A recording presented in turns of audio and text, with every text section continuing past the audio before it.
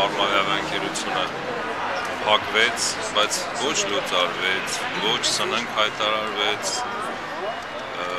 ու չի վճարում մեզ աշխատողներից աշխատավարձի պարտքը, որ ուղեկցորդները 65 հոգի, օդաչուները 40 հոգի, ինժեներատեխնիկական կազմը 40 հոգի, ամեն մեկի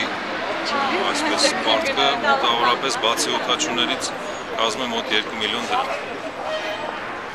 իսկ օդաչուներինը միջինով 6 միլիոնից 10 միլիոն տատանվում է նայած ինչ արմավայի գրասենյակում ոչ մեկ մեզ չի ուզում լսի, Միխայել Բաղդասարովը այնտեղ չի, նախագահ արմավայի դռները փակ, ուր էլ գնում ենք, տուրները դռներից փակ։ Կառավարությունն է այս ընթացքում ձեր պահանջների կարելի է ասել չի արձագանքել։ Ինքը ասում որ ինքը իրավասու չի։ Ասում է չաշխատեին, ով չէր տալի։ Հիմա չէր տալի չաշխատեին։ Ճամբարոտ ագիտացիա է անում, որ լիքը հիմնարկներ իրենց աշխատողներին փող չտա։ Պարոն Ղազարյան։ Ասելա չաշխատեք։ Ո՞վ չի Ինչու՞ տալի։ ինքը ասաց կամերաների մոտ մի խոսացեք Բաղդասարովը կջղայնանա,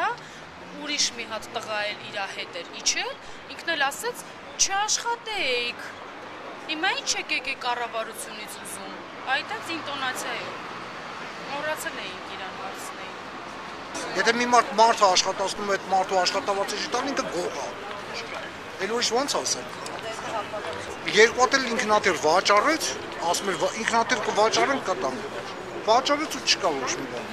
Դատարան ենք դիմել, դատավորը որոշել է, որ այո, այդ փողը դուք պետք է ստանաք։ Հիմա այդ որոշումը ձեռներս դարձել է թուղթ մի հատ։ Ուր գնում ենք ոչ մեկ բան տեղ չեն դնում։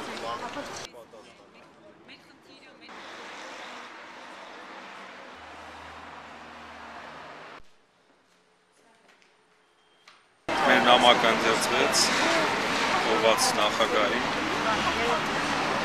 պատասխանեցին, որ գրավոր պատասխանեն մեր պահանջների բավարար են գրավոր, այսինքն հանձնարարական կտրվի